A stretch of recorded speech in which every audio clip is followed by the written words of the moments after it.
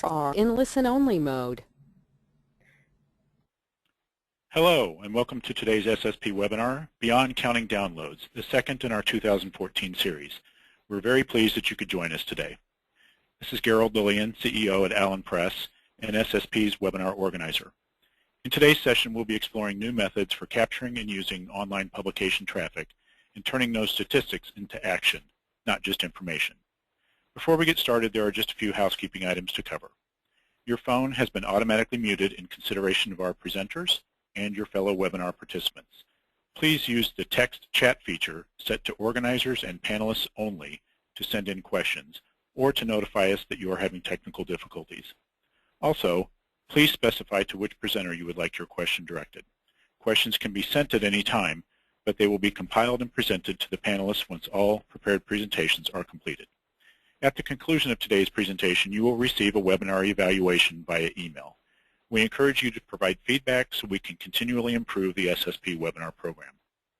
You will also receive a link via email to the recorded broadcast of this webinar, including the slides. Our moderator today is Jake Zarniger, Chief Business Development Officer at Silverchair. Silverchair provides their SCM6 online publishing platform and comprehensive product development services for a growing list of high-impact STM publishers. It's now my pleasure to turn the webinar over to Jake so we can introduce our panel and get us underway. Jake?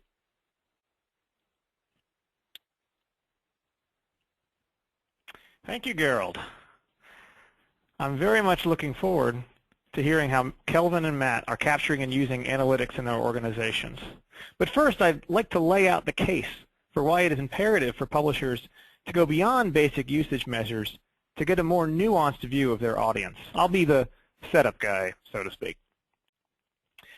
Last year, AAP released results from its STM Publisher Survey covering 2011, which is the latest year we have the survey results available.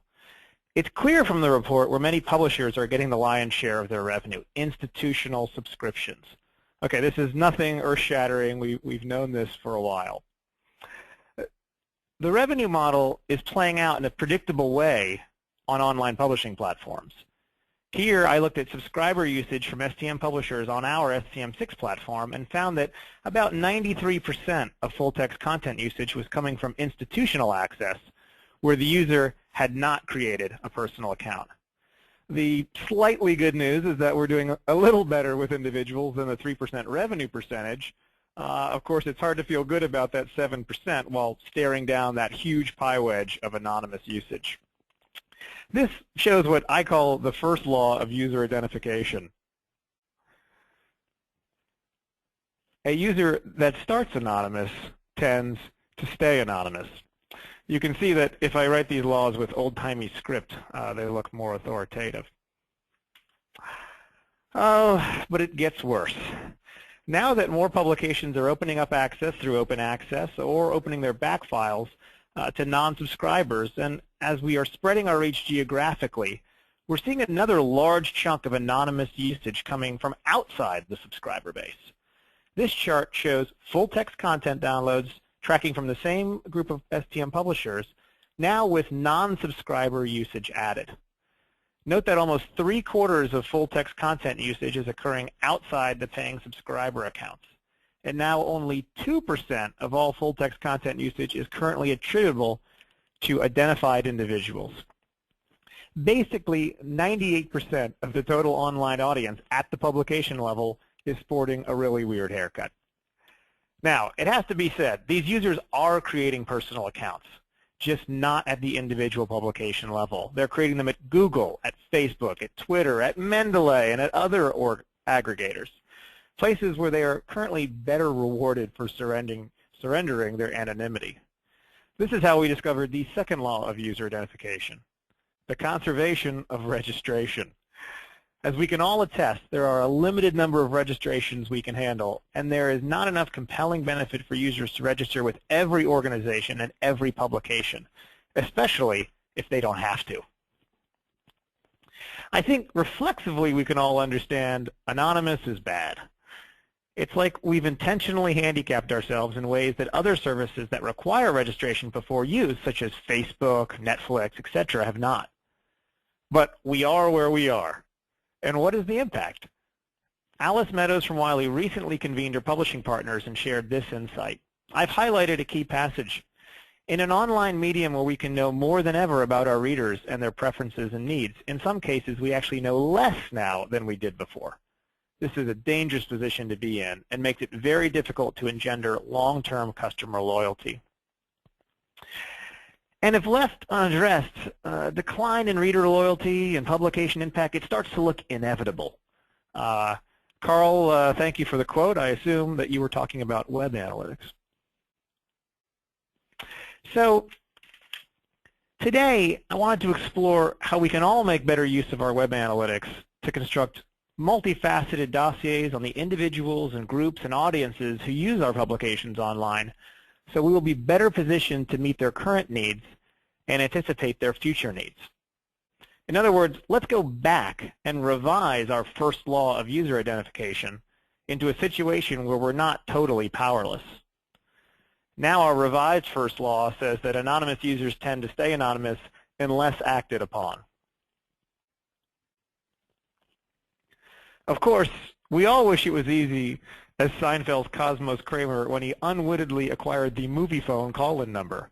Hello and welcome to movie phone. After failing to interpret the beeps and touchtones coming from the callers, he resorted to the direct approach. Why don't you just tell me what you want to see? Even Kramer recognized that this approach wasn't feasible in the long term. Readers expect you to know what they want and need without having to explicitly tell you. In a somewhat tortured metaphor, online usage patterns are now the touchtones of readers signaling what they want, and it is our job to capture them and use them effectively. But this also isn't an arcane or dark art practiced in storage rental units by completely unhinged philosopher detectives. Fans of HBO's True Detective might recognize this scene. There are straightforward usage measures out there now that you can use. Many may already be captured in your tracking or inside your organization.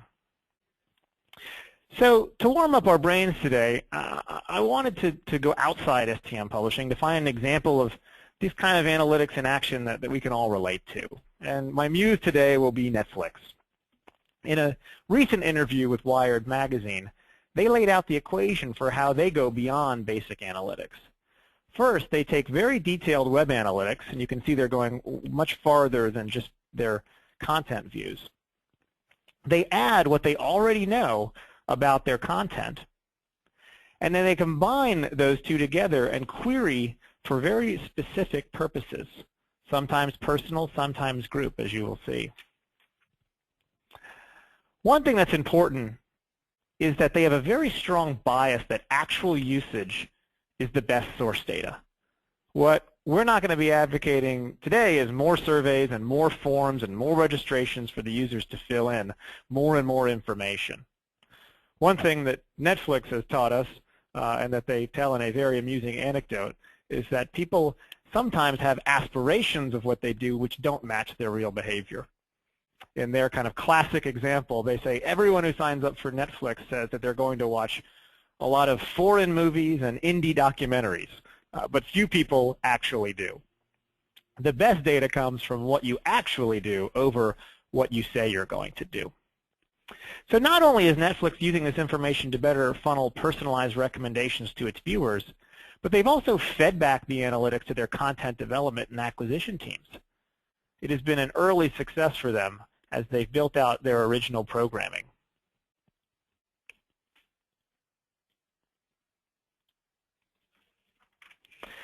So here are 3 concepts I'd like you to consider during Kelvin and Matt's presentations today. First, what analytics are most important to your organization? One size does not fit all. What would a fully fleshed out group or individual profile or audience profile look like to you? Second, what information do you already have that could be combined with your web analytics in useful ways? I'm always surprised by how much good data is sitting on the bench inside organizations, especially data that is outside the publishing group. Is data sharing encouraged or discouraged inside your organization? And most importantly, The capture and analysis of web analytics is an area for creation and creativity. There is not a standard playbook to follow. We can end up in very, very different places even while looking at the same data. And it's your job and all of our jobs to make sure that where we go is the most effective and important area that our audiences and users want us to go. Today, Kelvin and Matt will show very different approaches to the data that they're gathering. Kelvin focusing on building group profiles based on traffic patterns, while Matt is looking more towards fleshing out his individual profiles with a variety of analytic sources. And with that somewhat lengthy setup, I'd like to turn over the presentation to Kelvin Saxton, Project Manager of the SPIE Digital Library, which is the world's largest collection of optics and photonics applied research. In other words, these are the folks who help to make it possible to watch Netflix in high definition over a high-speed fiber optic connection on your large screen OLED TV. Basically, my heroes. Kelvin, I am passing control over to you now. Great. Thank you, Jake. Well, good morning, everyone, or good afternoon, depending on where you are. Let me set this up. You will hopefully now see my presentation. Yeah, or I could just jump to the end. There we go. So, as Jake said, I work with SPIE, and we are a scholarly publishing society that serves optics and photonics engineers and researchers. And in particular, what that means for our conversation today is that I serve a very broad community. In fact, I serve several very broad communities. As far as the users go, we have niche technologies and applications that span about 120 different niche topic areas. We also provide several dozen conferences for the presentation of research material around the world, and that set of communities and presenters actually provides the content for our publishing side. I serve, like a lot of you do, both internal and external customers.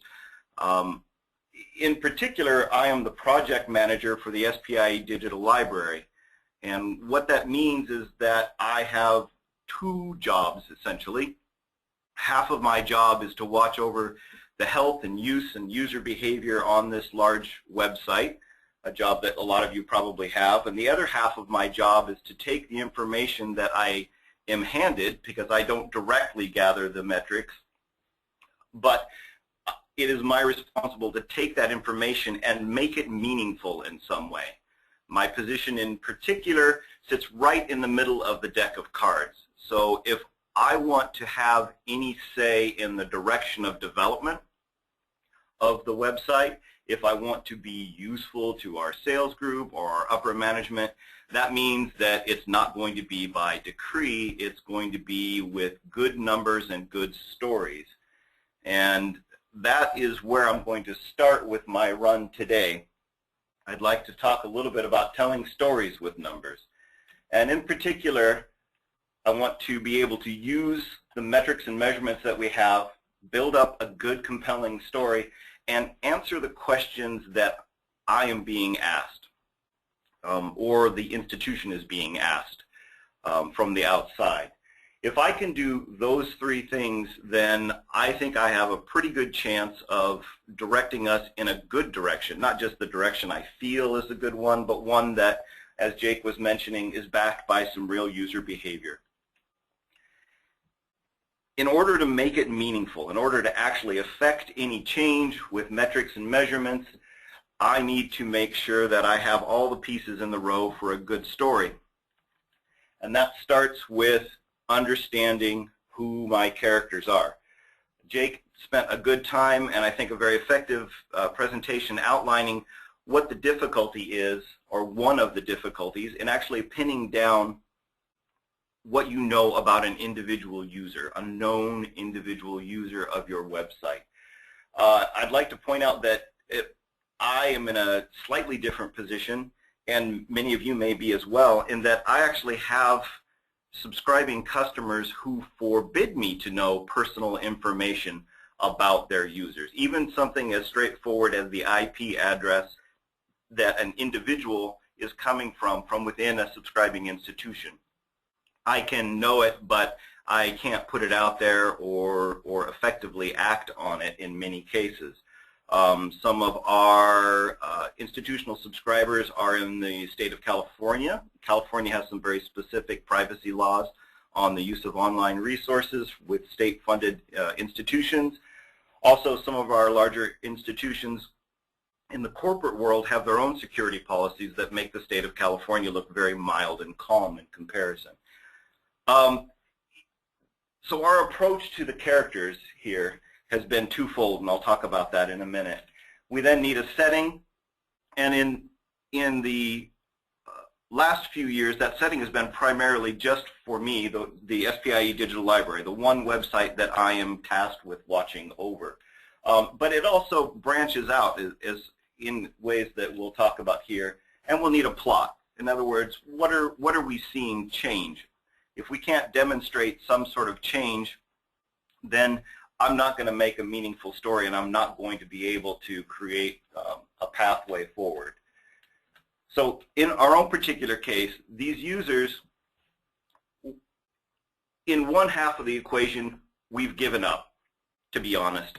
We realize that we are not going to actually pick out and personally identify each and every user that comes to our site, or even a majority of the users who are going to come to our site. Either we're not going to convince somebody to register, or it's simply not allowed, either by law or corporate policy. So instead, half of the equation is to understand that we are going to have to treat users as groups of users. In some cases, that means it's going to be all users to the website, which has utility but isn't always the best. In most cases, what we're talking about are groups of users identified by their subscribing institution. In some cases, we're able to actually break that down further into, say, academic departments or business units within a large corporation. That sounds like a rather mild shift from the whole institution, but can make a huge difference, especially in an academic institution where two different units likely are studying two drastically different things. They belong to two different research communities. They have different behavior, different timelines, different pressures to publish, different pressures to use research. That can be very helpful. The other half of the puzzle is that I'm not sure, given that we are unlikely to get a really full picture of individuals, that we really need to worry about that. If we can split it down and split it in multiple ways, where we end up with multiple dossiers of aggregate users, in some cases that cross over each other, but each one of those telling a compelling story, then that can be useful. Environment, I talked a little bit about my primary environment is the one website that I am tasked to oversee. But in truth, it doesn't exist in a vacuum, and none of our websites do. Most of us have some interaction with the almighty Google, or Google Scholar is a strong one for us, as well as Bing and Bing's new scholarly end of things. In addition, in the scholarly publishing world, then we also have lots of third-party indexes and abstract services. These all are part of the environment that we are constructing these compelling stories in, and they make a huge difference in the measurements that we see and that we are trying to use to understand what's going on with site behavior. In particular, in site behavior, again, this is the plot of our story. I don't want to just say this many thousands of people are doing this or this many thousands of people are doing that. I really need to be able to trend that over time to see what's changing, what's coming up, what's dropping away, and that's something that I'll talk about in particular as we move on here. So whose questions are we answering? Well, really it's their questions and our questions. By their, I mean institutional, librarians, people who are the check signers, people who are getting out their budget and saying, I think it's worth subscribing to your website. For them, they tend to want to know usage, and then they also want to know usage, and then they want to know usage. And it gets to be a drumbeat that is rather boring for us, but it's completely understandable from their perspective. And this is a set of metrics, and it's not just this boring. They're also looking at counter 4 stats, so they get searches and the institutional profiles. But primarily, they're looking to drive things towards, does this provide value for my users, my researchers, for what I'm paying for? So often these three things boil down to the cost per download, which is a very simple way of looking at it. But it's an easily comparable metric, and unless you have another story to tell, that's the story that they're going to find meaningful, and that's what they're going to counter with. My questions tend to be usage, because I have to serve the institutional librarians. Also, more sophisticated behavior on the site. I want to know a lot more about what's going on. I want to know how many referrals are coming in. I want to know who's not reaching information that they want in the way of turnaways. And I in particular want to know how many people are bouncing in from Google, grabbing one thing, and then leaving again on those bounces. And then, because I'm the project manager, and there's likely someone in your institution who's responsible for site health, looking at these trends over time are a real good indication of site health. If you're seeing the visits to technical difficulty pages ramping up, something's gone wrong. If the number of visits to your help page or your FAQ has ramped up over the last month, something's changed. And those are unfortunate but also compelling stories that need some fast action, and you need to be able to communicate those in that fashion. So the things that we take into account now, you know, how many visits, how many unique visitors, what entry page are they coming to, what page do they leave from, whether it's a bounce or a multi-page visit. And just to back up, for those who don't know what a bounce is a user coming from an outside site, hitting one page on your site, either getting what they need or not getting what they need, so there's two variations of that, and then leaving. So they don't stay on your site, they don't fully utilize the content or the features or the functions that you've put together so lovingly, and that's not good. So you want to know whether it's a bounce or a multi-page visit. Of the people who visit, how many of those are single-page bounces? All the other pieces, referrals, and how many of these things convert to individual sales, how many people are coming from subscribing institutions. These are all the standard metrics that SPIE has been pounding on for several years. And as Jake mentioned, in many cases, unless someone asks the question, these metrics sit and languish and aren't getting used very well. So half of our push at SPIE, and half of my push in particular, has been to pull these things up and use them in a much better fashion. In particular, we're looking at things like turnaways now, which has been a metric that's been on the peripheral that just hasn't been used in a good fashion. Turnaways in this instance can mean two things. For me, one, it can mean that a user from an institution who I know, in other words, I don't know the user, but I know the institution, and I know what subscriptions they have, tries to access content that they don't have access to.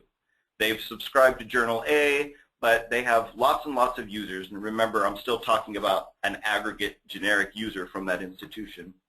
Maybe they keep going over to Journal B, and they keep hitting it, they get rejected, or they buy it out of their own pocket.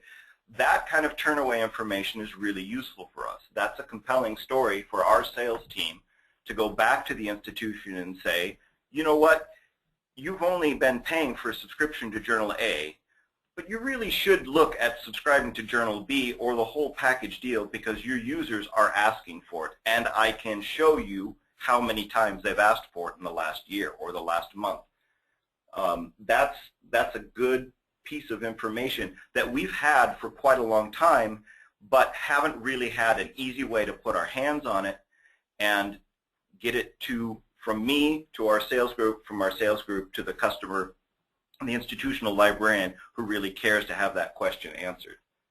The other turnaway is people who are coming in who have no authentication. They're not from an institution that we know of, and they would obviously like the information that they're getting. In some cases, we can identify our geographical region, and that can be useful to allocate resources in our sales and marketing. In some cases, they may be coming from a known institution, just not a subscribing institution. And again, that's enough for us to know that aggregate users from institution X that we don't have a subscription from have tried to access our material 600 times in the last 3 months. That can be a very useful piece of information, and one that we really haven't put a good, strong handle on until recently. But I do want to talk about a little bit today, before my time is up, about new questions, because this is where it's really getting interesting for me. We've got new content types coming up that allow us new measurements. We have new communities of users, both internal and external, that are asking new questions because they care about different things than have been asked before. And we have new types and paces of site development that are demanding new responses. So in content types, SPIE has begun, like a lot of institutions, to put video content out on their site.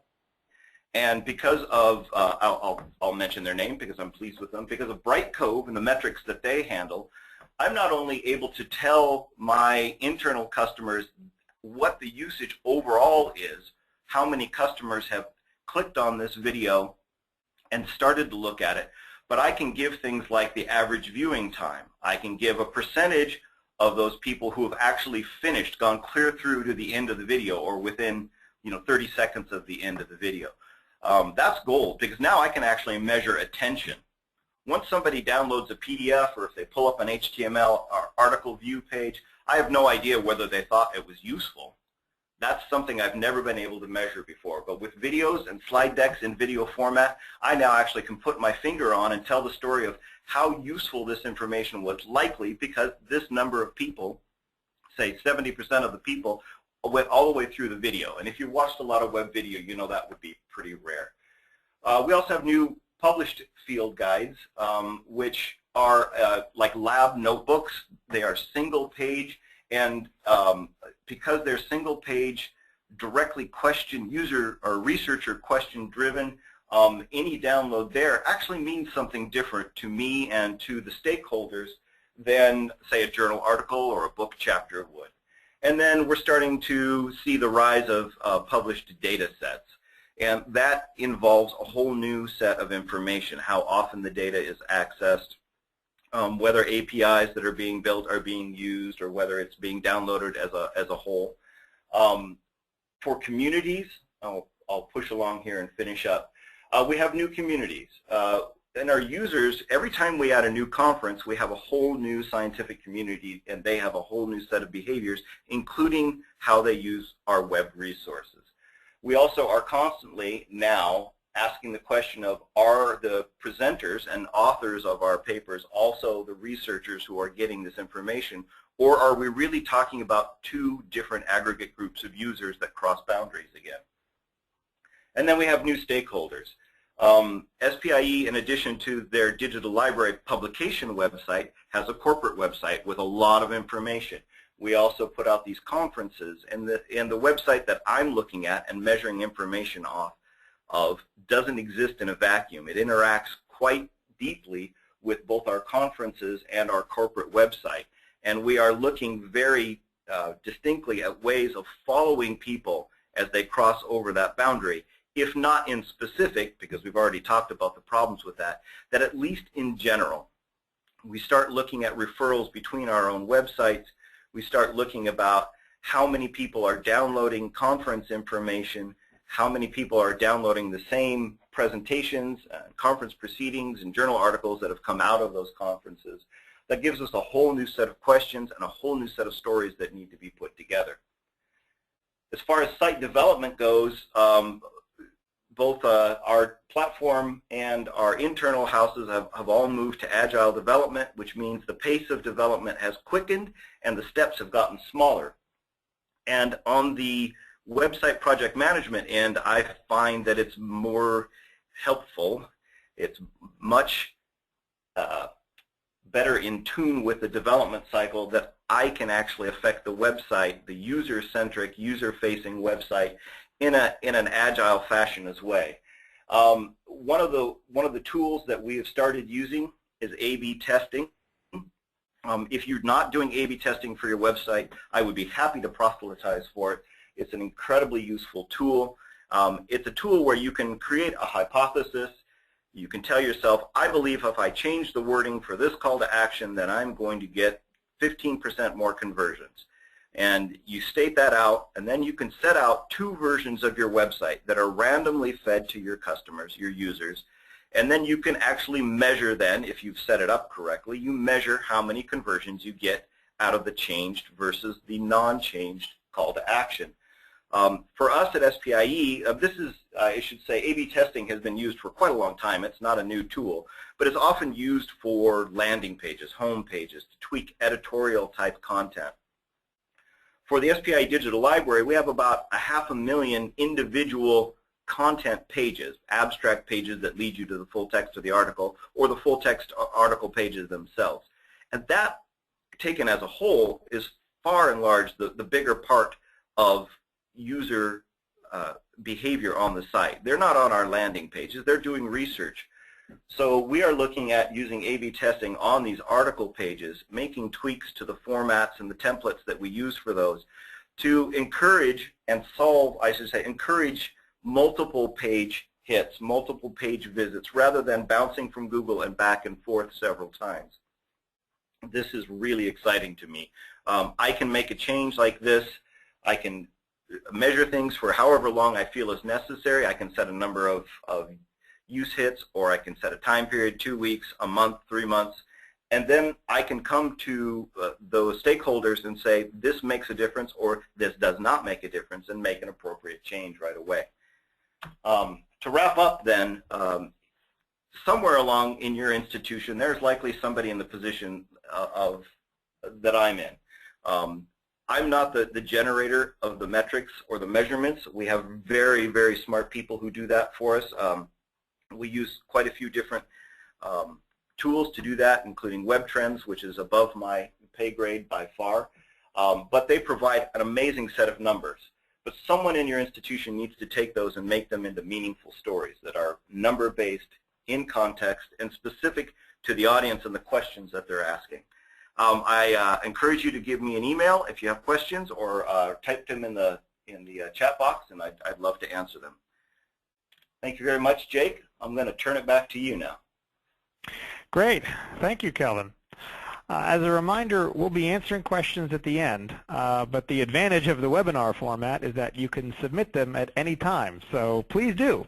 We've gotten a few questions in already, and I hope that we'll gather more before we get to the question portion.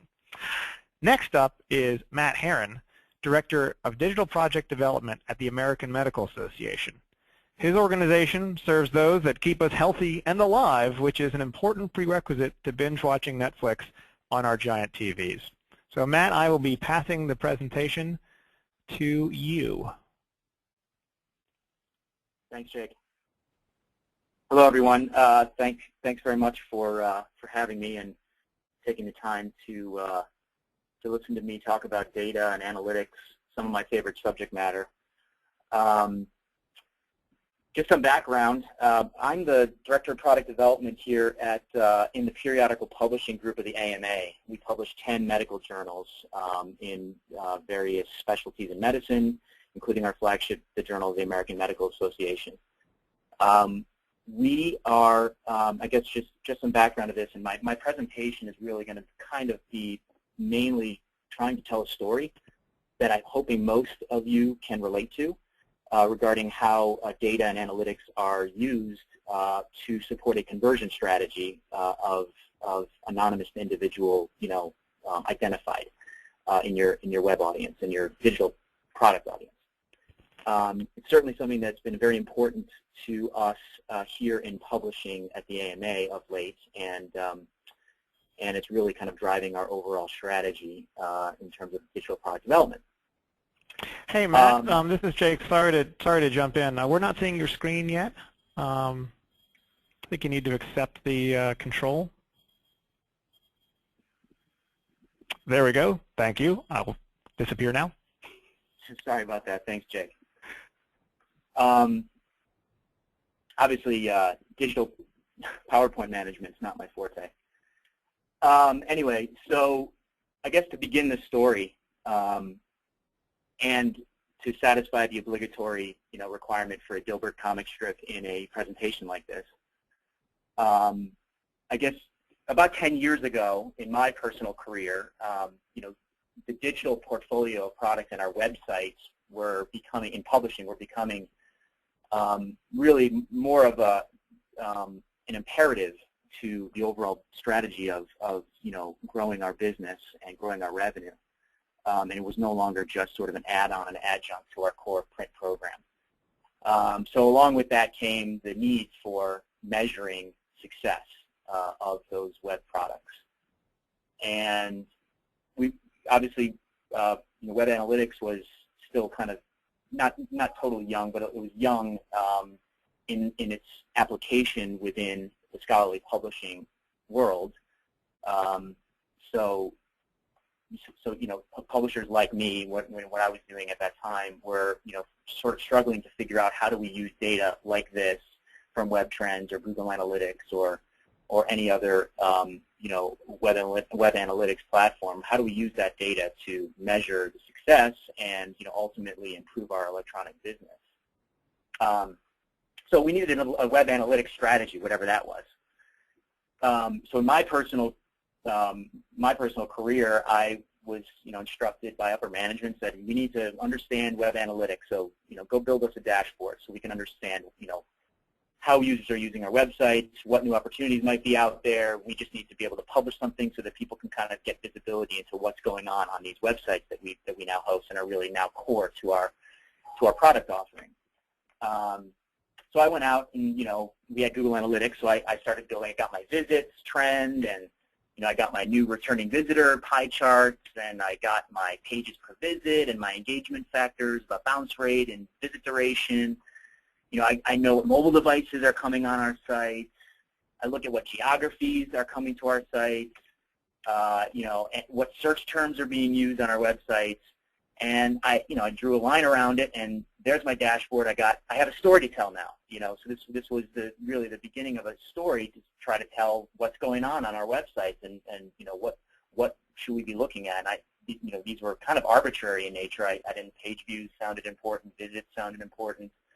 Tracking bounce rates, whatever that means, that sounds important. So we delivered this data, but we didn't really know what truly to do with it. I mean, it's great. Yeah, page views is growing. That's a good story. Visits are growing. That's got to be a good story, to tell, around town. But what do we do with that data? Is really what the question that kept getting asked was. Who is in that visits count? What types of content were being used for those visits and page views? How many page views came from a subscribing customer? Do we know that even, by just looking at a blank slate of visits and page views? Did any of the visits come from any of our marketing programs? Is there any way to track that or see that? Like, to understand, like, is the effort and the dollars that we're spending in all this marketing, is it translating into, improved engagement on the web? Are there any new customer segments that I can target to increase revenue? I couldn't really answer those questions with that dashboard. I had a lot of great pictures and about geo and visits and page views, but I couldn't really answer any of these questions. And it took a lot of years for us to realize, how do we do that? How do we start to answer those questions and go beyond just web analytics? And it was really kind of this aha moment where I started thinking analytics is really one of the elements of an overall customer intelligence program, which means that you have to get really savvy about how to marry the web analytics data in with all of the other great data that you have around your publishing organization. These are just some examples. Obviously, this wheel probably has many more spokes in many of our publishing groups, but things like our customer database, if we have a fulfillment center with actual physical addresses, names, email address, phone numbers, support history, how they've engaged with customer support, what affinities for content have they expressed before in other products or meeting registration or anything like that. What have they purchased on our sites? I mean, there's a lot of data that describes our customers, not just their visit frequency, the page views, their bounce rates. Those are important and certainly a part of the overall picture, but really just one leg of that picture. And that was really the key moment. It was like, oh, I get it now. I see I have to really tell a much broader story about our customers in order to start answering those questions that were posed before. Customer intel kind of draws a picture of who we serve. It sort of de-anonymizes, to some degree, the folks that are on our websites. How many authors are subscribers? What institutions contribute editorial value? Who reads cardiology content more than 3 times a month? Who are our most engaged customers? What topic areas draw the most attention? These are this is the way we want to start to actually identify who these folks are. And analytics within a customer intelligence sort of data or customer data, program can help us draw that picture. Now, of course, there's a lot, I'm really focusing on the data part of this, but, we could have several more webinars about, customer engagement, online marketing, product development. I mean, there's a lot of other components to your publishing group that are going to have to chip in on this this mission of starting to de-anonymize your traffic on the websites. But the data is how you measure the success of those programs as you try to take that pie chart that Jake showed where you've got only 2% of your audience identified. If you try to grow that pie piece, you need to use analytics along with all of your other customer data to really start to measure the success of those programs. So what are some of those programs that this customer data can help enable? Like targeted communications and new product development. For instance, I like to use concrete examples like, how can we do a program where we promote our CME to people who have taken CME on our sites? I should know who those people are, when they did it, how much credit they claimed, what frequency they claim the credit. I should be able to tell a story about that with the data, the web analytics data married with our customer data. How do we promote our new mobile app, our shiny new beautiful Apple mobile app that's in the store? How do I promote that to the people who are most likely to adopt it? Meaning, for instance, people who come to our website on mobile devices. I want to know from our customer audience who has appeared on our site at least once on a mobile device so I can go promote our app to them. How do we demonstrate that our users are a valuable audience to our digital advertisers? This is a really important one for us here in publishing at the AMA. We have a strong portfolio of print advertising products for the advertising market within medicine, and we're trying to shift those programs from print to digital. And we need to demonstrate a very clear picture about the demographic of the physician that is arriving and using on our websites and using our content, and to what level they're engaged. 10 years ago, I could probably paint that picture by just showing some basic page view and visit data, and generate, drum up some advertising business. Nowadays, I need to actually demonstrate that the user is the target audience that advertiser is trying to reach, and customer data and intel is really going to fuel that. Can we learn about new product ideas from our most engaged audience? And this is talking a little bit about what Kelvin is talking about, is monitoring analytics to kind of inform us about what new products or new enhancements we want to bring to our sites and our digital product portfolio. And then finally, I think this is the most important piece here. Really, how do we measure our success for any of these electronic programs? That's really the question I think that all of this boils down to.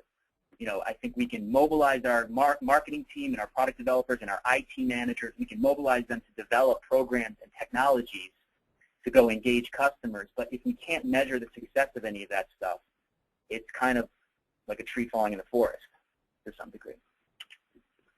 So great, we have all the data, I said. We have it all. It's everywhere, but it's really hard to get at.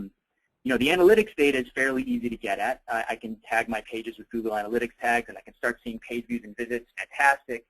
But how do I marry that with all my other data, which are in all these disparate locations around my publishing organization? Some of them local to my IT group, some of the physical customer data is sitting in my data center here, but some of it's on hosted platforms, and some of it's out in databases that aren't really owned and operated by our publishing organization. So it's kind of messy in terms of where all this data lives. So one thing, this is sort of, I'm taking a little tangent here, but I think one tip and trick, one of the key elements to this whole thing is to get the customer ID into our analytics. That is how we would tie together all this data. Like, if I could say there's one takeaway from this presentation in terms of how do I marry my analytics, web analytics data with the rest of my customer data, it's centered around this idea of marrying my unique customer ID, which hopefully is replicated in all those disparate databases. I have customer IDs in my fulfillment center. I have customer IDs in my marketing, data. I have customer IDs maybe in my mobile app, registrations, hopefully. It's the one common identifier that I can map to all these different data sources. So if I can get it into my analytics somehow and report on it in my analytics, I can start to actually marry my analytics with all these other data sources. So that's really a major, main tip and trick is to be able to do that. And I realize that's hard. It's not easy.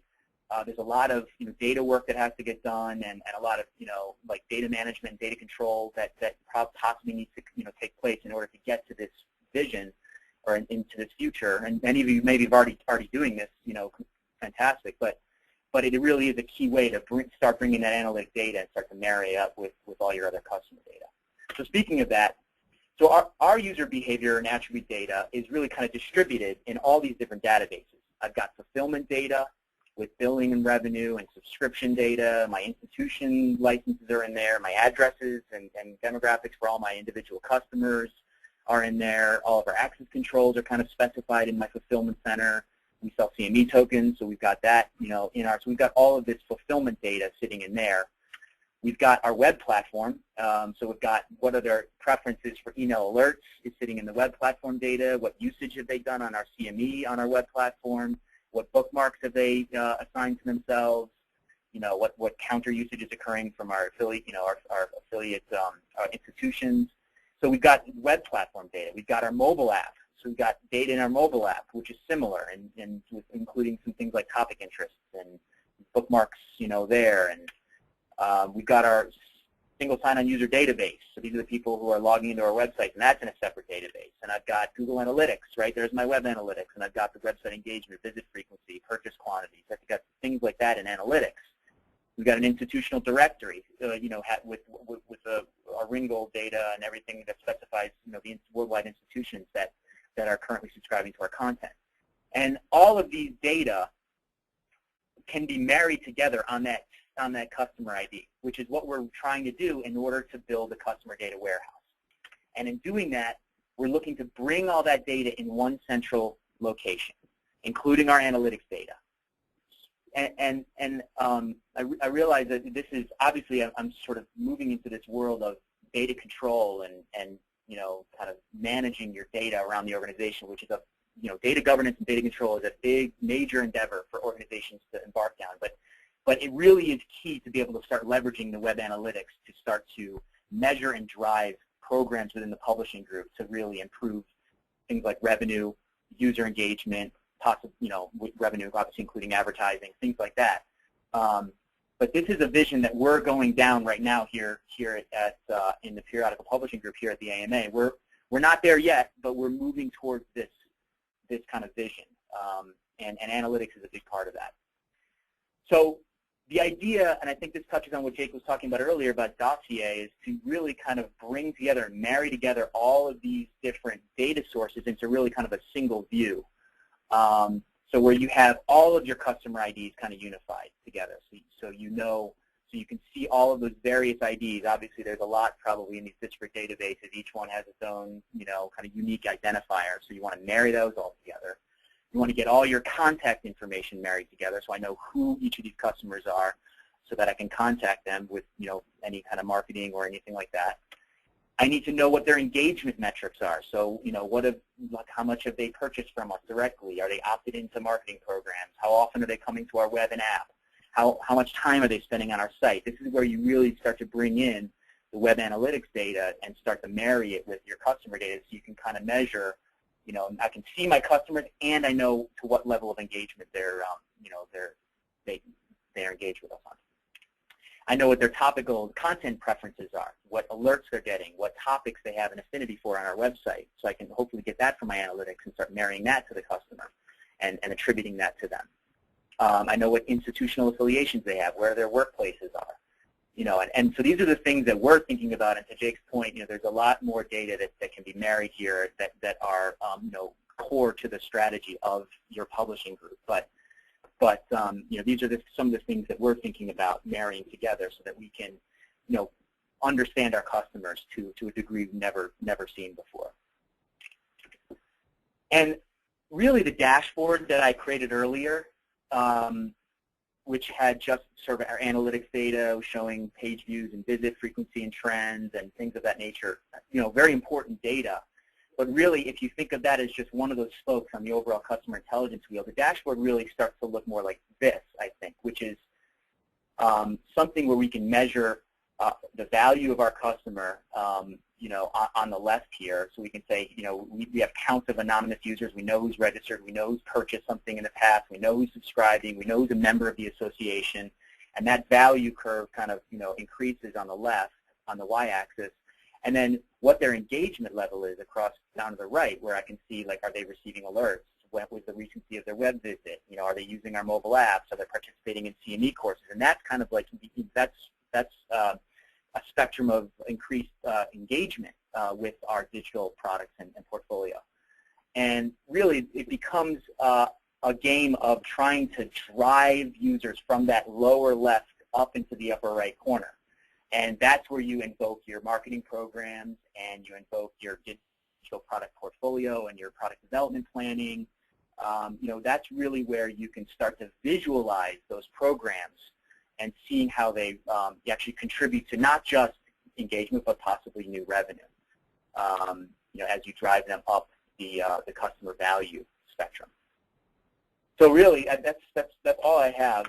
But I wanted to kind of touch upon this notion that for us, the web analytics side is really kind of one portion of our overall customer intel strategy, and we use that to really kind of fuel all of our electronic programs here in publishing. And it's an ongoing effort. We're going to always be kind of pushing towards this vision, but this is kind of gives you an idea of like where analytics intersects with our electronic publishing program. Thank you very much. Great, thanks, Matt.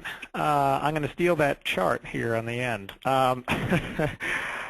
We actually are into the question period, and I have some questions that have been posed, and I would like to pose them out to our panelists. So if both of our panelists could come and unmute themselves, and Matt, I will change the presenter off of you. Okay.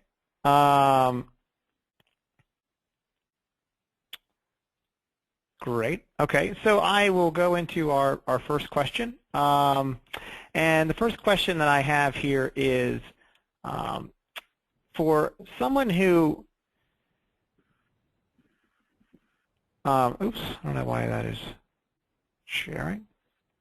For someone who relies on the publisher who is gathering and interpreting the analytics, I sometimes struggle with how to interpret the results without having access to the raw data. Because I do not know all of the data and the mode of gathering the data that is available to the publisher, what questions could an outside person, someone who's not close to the gathering of the perspectives, ask? And Matt, I'm going to pose this to you because you mentioned that you are not, you're assembling statistics that other people are gathering, but you're not in there doing it yourself. So if you were to go back to your analytics teams and say, how do you ask them questions to get better idea of the data that they're generating? Does that make sense? I think it does.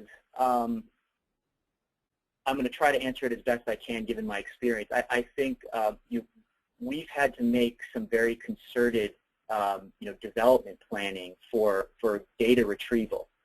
For someone who is whose publishing program is primarily managed maybe by a commercial publisher, I think there needs to be a plan that is set in place to to get data that is required to do this type of analysis. I mean, we've had to really construct plans of analyzing where all of our data lives, what form is that data in? Are there like ways of getting at it, like vis-a-vis APIs or like flat file exports or anything like that? I mean, we've spent a lot of time planning that stuff with this vision in mind, I realize that could be more difficult. We're obviously a self-published organism. We're a self-published association, and we have a lot of this data is at our disposal. Some of it, like I said, is outside the walls of our publishing group. But we've made an effort to kind of plan for and analyze where all that data lives, and we've sat down and talked with the owners of that data to understand if there's any opportunity to extract it, at some cost, obviously, but that's the way we've approached it. Sure. So really, getting there early and getting in front of it, it's hard to go later and just get data and try to massage it into what you want. You really need to set up the plan from the beginning. Is that right? Yeah. I mean, once you have a vision like this and you can kind of start to articulate it around the publishing group, I think that sets the wheels in motion, and then you can spin up one or more projects to go analyze where the data lives and what it's going to take to extract what you need to achieve this vision, which may be sitting down with the publisher partners or the external vendors who are housing some of this data to understand that, and to obviously articulate this vision with them so they can see that there's a method to the madness to some degree, because them understanding the requirements for the analysis will give them a better picture about how to make the data available and why.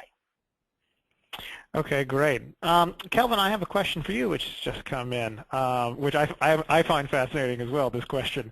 It says, in looking at analytics, we often look at trends, page views, etc. We come across spikes and dips, but there are so many variables that could affect the data during any given month. We end up guessing as to what the cause was, which doesn't help us plan for the future. So how do you deal with the variation in your trends? Are you just guessing, or are there ways to find out where the root cause of that variation was? So Kelvin, could you address that? The quick answer is yes and both. The longer answer is that, yeah, I mean, when I look at either just the larger scale pieces on our dashboard, or I dig down deeper and see a strange spike and dip, sometimes you can dig that out. I mean, if you have a sense of what's happening, so if you know that Google has announced that it's changing its algorithm and your referrals take a dive, then you can pretty well put one and one together, and the question will be, will you recover, more than what exactly is happening there. In other places, you can start to make correlations if you look at multiple analytics. If I see a spike in the accesses to my technical difficulties page, and I see a drop in usage or pay-per-view that coincide over the same month of data, for example, then I start to draw some potential relationship there, and that gives me something to look deeper into. That being said, it's true. You can't always immediately make a correlation, or even, certainly not causation. And what I have found is that, sad to say, being in the analytics run that we're in, user behavior is also weird and strange. And Tuesdays for us are huge usage days. I have no explanation for that, and it took us a while and some digging to figure that out. But there are also bumps and spikes and dips throughout the year that map to European holidays for academics, or for semester or quarterly systems for academics in the United States, when professors are assigning articles as tests material. And we did not find out these bumps and dips were related until we looked at multiple years of data. And when you look at multiple years of data and you start to see spikes and dips in the same places, then what you're looking at is regular user behavior and not something that went weird. That's no comfort in the short run, but that has been our fallback if we can't find a rational explanation on the short term. Sure. Well, thank you. Well, listen, I see that we're getting close to the end of our time, so I just wanted to thank our two panelists, Kelvin Saxton from SPIE and Matt Herron from the American Medical Association, for participating today. And Gerald will wrap us up. So, Gerald, over to you. Thank you, Jake. And again, once more to the panelists, for an excellent hour of material. We also want to thank our audience for attending. We know there are a variety of options out there for educational material, and appreciate you spending your time with us. Please do take the time to respond to the webinar evaluation you receive via email. Again, as I said in the opening, your feedback helps us continually improve the SSP webinar program. And with that, our session today is concluded. Enjoy the rest of your day.